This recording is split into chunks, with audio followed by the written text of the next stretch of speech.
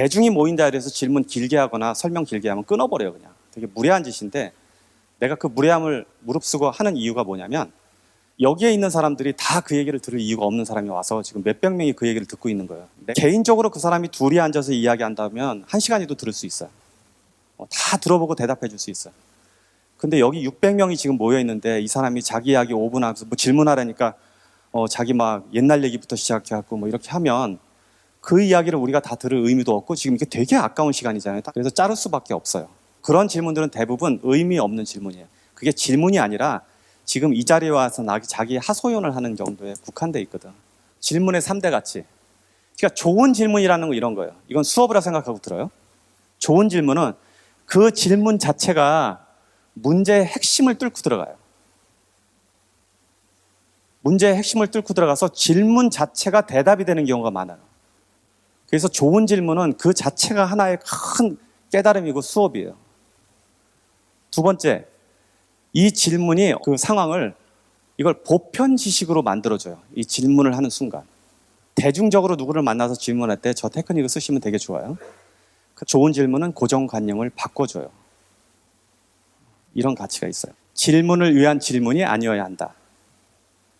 질문을 하라고 그랬더니 지금 머릿속에서 질문을 갑자기 만들어서 질문을 하고 싶어서 하는 경우인데, 자기가 정말 궁금하고 질문을 위해서 질문하는 사람이 상당히 많아요.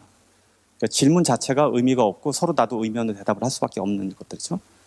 질문 자체가 너 이거 아니라는 질문이 있어요. 돌려 이야기하는 건데 당신 이거 알아? 하는 질문이에요. 그래서 자기의 지식을 자랑하는 질문도 꽤 돼요. 들어보면. 자신의 인식틀 안에서 질문하면 안 된다. 이게 무슨 말이냐면, 설명을 좀 하자면, 저는 이렇게 생각합니다 라고 고정관념을 집어넣어놓고 거기에 맞는 대답을 해달라고 요구하는 질문들이 꽤 있어요. 그럼 자기의 아젠다와 틀 안에 이미 정해진 답 속에서만 질문을 해달라고 그러는 거예요. 어떤 학자에 의하면 인간은 4가지 분류로 나눈다고 합니다. 선생님이 이 안에 어디에 해당되십니까? 라는 질문이에요. 그러면서 4가지 예를 들어드는 거예요. 서두에 되게 유명한 학자고 뭐 어쩌고 했지만 보편 지식으로 인정받은 이론인지 아닌지도 모르겠고, 나는 처음 듣는 학자고. 그러면 그걸 설명하는 순간 무슨 일이 벌어지냐면, 이 사람은 자기가 원하는 대답 안에서만 들으려고 하는 거고, 나는 알지도 못하는 거를 내가 무언가 대답을 해야 되는 의무감으로 나도 헛소리를 하게 되는 거죠. 내 입장에서는 답을 하지 않는 게 더 현명한 거예요. 근데 질문 중에 상당히 그런 질문들이 많아요. 그리고 이런 질문을 하는 사람들은 대부분 보면 굉장히 똑똑한 사람들이 그래요. 또 지적으로 되게 많이 배운 사람들, 공부 많이 한 사람들이 이런 질문을 해요, 오히려. 그래서 질문 자체가 아까 핵심을 뚫는 질문들은 아주 어리석은 질문이라도 핵심을 뚫을 수가 있어요. 창업 5년 이내 혹은 39살 아래 이렇게 좀 지금 영역에 있는 사장들의 초기 사장들이 모여서 그랬는지는 모르겠는데 질문이 너무 좋았어요. 이 사람들이 이런 질문을 이렇게 계속 해대면 솔직히 수업이 필요 없겠더라고. 잘해서 고른 사람 질문을 한번 볼게요. 사실은 이게 굉장한 질문은 아닌데 그래도 이런 건 질문이기 때문에 제가 골라본 거예요. 초보 창업가인 경우 창업 선배나 관련 분야에서 인정받고 성공한 위치에 있는 파워 가득한 유명 인사들에게 조언, 의견을 얻게 될 경우 어떤 부분을 조심해서 새겨 듣고 필터링하고 구분해서 받아들여야 되는지 알려주시면 고맙겠습니다. 라는 질문이에요. 이건 정말 질문이에요. 자기가 이런 영역에서 일해보니까 전문가들이라고 주장하는 사람들의 의견들 중에서 무엇이 옳고 그름을, 이거는 옳은 건가, 이거는 따른 말인가, 이걸 구분하기가 되게 어렵단 말이에요. 이건 질문이에요. 이게 내가 답을 하겠다는 얘기가 아니라 어디겠어. 질문 자체가 좋다는 거예요. 이 질문 자체가 사실은 힘이 있어요. 저분은 지금 뭐라고 질문했냐면, 내가 어디 다니면 맨날 흉보는 질문인데, 근데 이 질문이 되게 중요해서 내가 할 수밖에 없어요. 안녕하세요. 다른 분들에 비해 단순한 질문입니다. 단순하더라고. 100번 쓰기를 하는 중에 하루를 놓치면 어떻게 해야 하나요?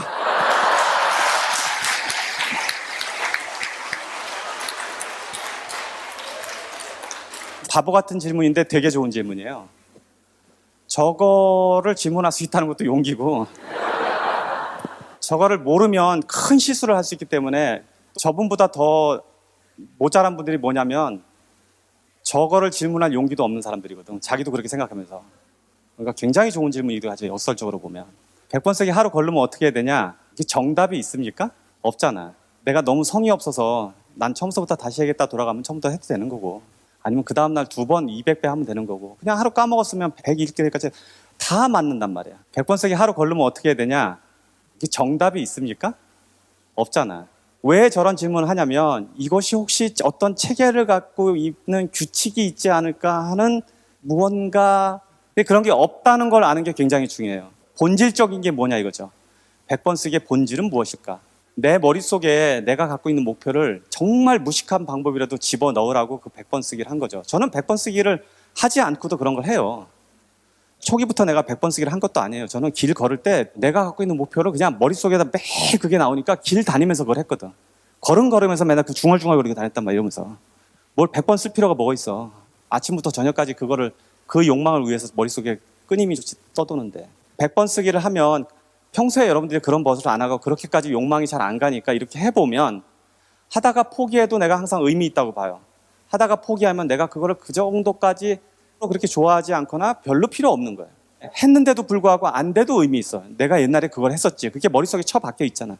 그러다 보면 어느 날 그 꿈이 이루어질 수도 있다는 거예요. 저는 지금도 100번 쓰긴 안 하지만 내가 갖고 있는 꿈의 리스트를 아직도 갖고 있어요. 물론 그걸 추가하진 않아요. 더 이상 갖고 싶은 것도 없고 막 바라는 것도 없기 때문에. 최근에도 그게 계속 이루어지는 것을 아는 것은 왜 아냐면 그걸 기록으로 남기고 써놨기 때문에 그래요. 그 꿈을 가졌더라도 기록으로 남겨놓고 써놓지 않았더라면 지금 그 이루어져도 이루어졌는지를 잘 모를 거라고요. 이루어지지 않을 확률이 더 높지만. 제 꿈 중에 최근에 이루어지려고 하는 것 중에 하나가 뭐냐면 이제 저자로서 책이 한두 권 나왔을 때 100만 부를 팔겠다고 했어요. 출판사 사장한테. 그래서 그 당시 내 친구가 출판사 사장이었었는데 경제신문에 있던 그 얘기를 듣자마자 약간 피식거리더라고. 승호 씨가 책을 잘 쓴 거는 알겠는데 한국의 지금 출판 상황에서 이 대형 무슨 소설가도 아니고 일반 작가가 10만 권만 해도 이거는 초대형 사건이라고 하면서 10만 부도 그리고 말을 흐리더라고. 10만 부도 많다 이거죠. 그 친구가 그렇게 이야기할 때 저도 피식거렸어요. 그건 네 생각이고. 근데 안 되더라고. 그때가 저 생각의 비밀이었단 말이에요. 그 책이 나왔을 때가. 그게 뭐 그 당시에 10만 부까지는 지금은 이제 넘어갔지만 물론 이제 지나고 나니까 그럭저럭 그동안 제가 나온 책이 거의 100만 부가 다 팔린 거예요. 제 규모의 정도 되는 사업을 한 사람이 왜 나밖에 없고 책을 쓰는 사람이 왜 저밖에 없겠어요. 특이한 일은 계속 벌어지고 있잖아요. 그러니까 소설 작가도 아니고 100만 부를 팔아낸다고는 대단한 일이에요. 사실은. 기적이라고 생각해요. 돈의 속성이 나온 거는 사실 내가 시대의 흐름 중에서 이 책이 지금 이제 막 필요한데 정말 이 책이 필요한데라는 느꼈기 때문에 부랴부랴 그동안에 준비했던 건 막 급하게 일정 바꿔가면서 썼고 출판사도 자기 출판 일정을 바꿔가면서 급하게 출판해주는 바람에 시대의 흐름에 딱 맞게 들어가서 그렇게 벌어진 일이고 앞에 돈이 붙은 건 다 그동안에 한국 문화에서는 경멸할 일이었었어요. 별로 그렇게 책의 이름으로 아름답지도 않고 이렇게 하면 책이 안 팔릴 것 같은 의식도 들고 근데 저는 그걸 정면 돌파하고 싶었거든요. 이제 돈을 똑바로 바라볼 때가 됐다. 그러니까 돈의 이름을 쓰자. 그래서 돈의 속성이랑 이름을 그냥 강행시켰고 결과적으로 그 책이 나오고 난 다음에 앞에 돈에 뭐가 붙은 책이 한 100권이 넘더라고요. 돈을 바라보는 세상이 책 한 권으로 다 바뀌어버린 거예요. 한국 시장에서. 영향력이 굉장히 커진 거죠. 더군다나 제가 이 책을 나오고 난 다음에 한 편에도 홍보를 안 나갔거든요.